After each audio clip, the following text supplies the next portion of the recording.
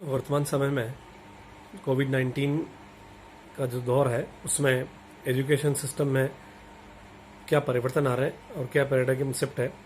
जो रूटीन चल रहा था उसमें क्या चेंजेज आए हैं। हम सब उसको अनुभव कर रहे हैं कि जिस तरह से एजुकेशन में स्कूल जाना था स्टूडेंट्स को, वो पिछले 2 महीने से वर्चुअल क्लासेस चल रही है, ऑनलाइन क्लासेस चल रही है, और ऑनलाइन क्लासेस चलने से क्या क्या चेंजेज आए हैं इस विषय पर हम बात करेंगे।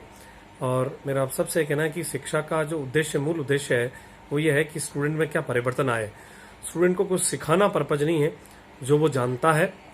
उसको नई बात कुछ सिखाई नहीं जा सकती। मैं इस बात को मान रहा हूँ और इस बात को कई दिनों से सुन भी रहा हूँ और लंबे समय से मैं जानता हूँ। मैंने 5 वर्ष पहले भी एजुकेशन पर एक बात कही थी, एक वीडियो बनाया था, उसमें ये बात मेंशन की थी कि बच्चों को नया कुछ नहीं सिखाया जा सकता, जो ऑलरेडी उनमें जो उनकी अंतर्निहित पूर्णता है उसको ठीक कर देना या उसको बता देना ही उनकी अभिव्यक्ति ही एजुकेशन है, उनकी अभिव्यक्ति ही शिक्षा है। इसलिए उसको नया कुछ न सिखाने के बजाय उनके अंदर जो चीजें हैं उनको बाहर ले आना ही शिक्षा का मूल उद्देश्य है। और इस दौरान जब ऑनलाइन क्लासेस चल रही है तो सबसे अच्छी बात यह हो रही है इस दौरान कि जो टीचर पढ़ा रहे हैं, पहले क्लासरूम में एक प्रिंसिपल है, वो राउंड ले क्लास देख ले, इंचार्ज क्लास देख लेता था। तो अभी जो एक मुझे जो ठीक लग रहा है कि ये जो क्लासेस चल रही है इसमें प्रिंसिपल भी उसमें इन्वॉल्व है, पेरेंट्स, उनके मदर, फादर, सिस्टर, सारे लोग इस क्लासेज में इन्वॉल्व रहते हैं क्योंकि ऑनलाइन क्लासेज चलती रहती है। तो टीचर भी बहुत अच्छी प्रिपरेशन के साथ उनको पढ़ाते हैं और बहुत तैयारी के साथ वो लोग आते हैं क्योंकि उन्हें ध्यान है कि उन्हें सब लोग सुन रहे हैं।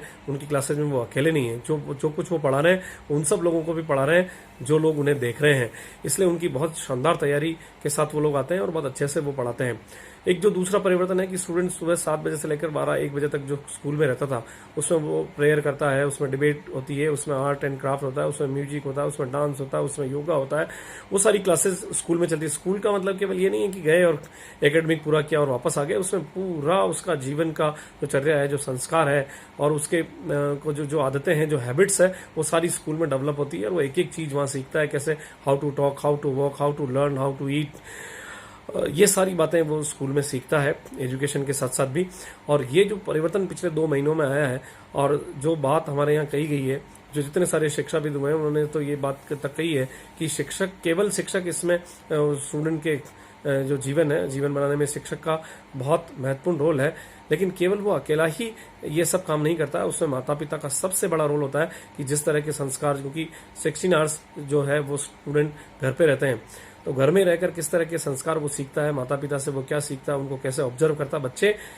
केवल जो रोड लर्निंग है उससे नहीं सीखते, वो उन चीजों को देखते भी हैं, करके सीखते हैं, जो उनको करना है फिर उसके बाद सीखते हैं। तो वो जो घर में रह रहे हैं तो वो सारे संस्कार घरों में सीखते हैं, उनके माता पिता से सारी बातें वो सीखते हैं और उसके बाद उनके जीवन में परिवर्तन आता है। आज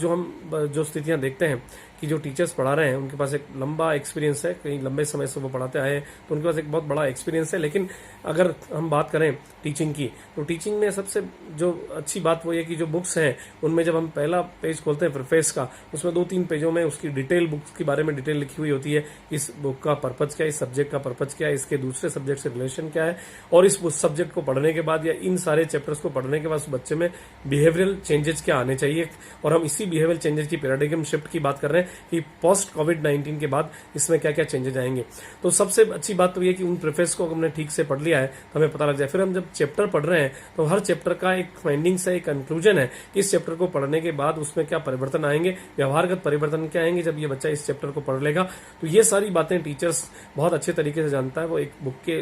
केवल वो जो बुक पढ़ानी है उसको वही नहीं, उसके पास उसका अनुभव है 20-30 सालों का। और इस विषय में कि उन्होंने एक 30 मिनट की जो वो क्लास लेता है उसमें 30 मिनट ही नहीं है, उसमें उसके पिछले 20 साल, 10 साल, 15 साल, जितने साल से वो पढ़ा रहा है वो सारा एक्सपीरियंस उसका उस बुक उस समय पढ़ाते समय बोलता है।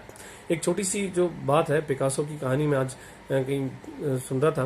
तो उसमें यह था कि एक महिला पिकासो के पास गई, बहुत बड़े आर्टिस्ट थे, और उनके पास जाकर वो उन्हें पहचानती थी। उनके पास गई, उन्होंने उनसे रिक्वेस्ट की कि आप मुझे एक पेपर पर एक ड्राइंग बना दें। पिकासो ने अपनी एक ड्राइंग बनाई उस पर और 5 मिनट में ड्राइंग बनाकर और उनको वो ड्राइंग उसने दे दी।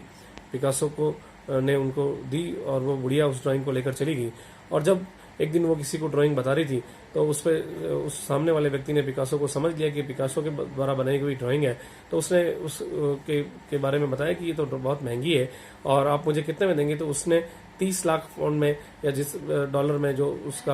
उसको सेल करने की बात कही गई, तो गुड़िया फिर उस ड्राइंग को सेल करने के बाद पिकासो के पास गई और उसने कहा कि मुझे भी आप इस तरह की एक ड्राइंग सिखा दें जो मैं 5 मिनट में मैं भी 30 लाख रुपए कमा सकूं आसानी से। तब पिकासो ने उसको कहा कि मैंने जो 5 मिनट आपको दिए वो 5 मिनट नहीं, इसमें मेरे 30 सालों की पूरी मेहनत लगी, मैंने 30 वर्ष लगाए, तब जाकर ये 5 मिनट में जो ड्राइंग बनी है इसके 30 लाख की कीमत में बिकी है। आपको भी मेरी तरह 30 वर्ष लगाने पड़ेंगे, तब जाकर 5 मिनट में आपको 30 लाख रुपए की वैल्यू इस ड्राइंग की हो पाएगी। तो मेरा मित्रों आप सबसे ये कहना है कि जो परिवर्तन आए हैं, इस परिवर्तन के दौर में चाहे शिक्षक हैं, चाहे शिक्षार्थी हैं, चाहे प्रिंसिपल है या और जो घरों में लोग रह रहे हैं, उन सब के बारे में कि हम कुछ न कुछ अपडेट करें, कुछ न कुछ लर्निंग करें। ये जो समय आया है इसमें सीखने का समय है, और जब हम लर्निंग करेंगे तो लर्निंग के द्वारा हम आगे बढ़ पाएंगे। क्योंकि सारे बच्चे तो आईआईटी के लिए इतने लाखों स्टूडेंट जाते हैं, लेकिन कितने बच्चों को आईआईटी में हो पाता है, कितने बच्चे बाकी सारे जो नीट का एग्जाम दे रहे हैं, पीएमटी के लिए अपेयर हो रहे हैं, उसमें से कितने लाखों बच्चे उसमें एग्जाम देते हैं और उसका 10% बच्चे ही उसमें सिलेक्शन उनका हो पाता है, बाकी जो 90% बच्चे हैं उन्हें वापस आना होता है। तो ऐसी स्किल डेवलपमेंट की बात हो, ऐसी बुनियादी शिक्षा की बात हो कि स्कूल में पढ़ने वाले बच्चे जब स्कूल से पढ़कर निकले तो वो सड़क पढ़ने दिखे। आज जो मैं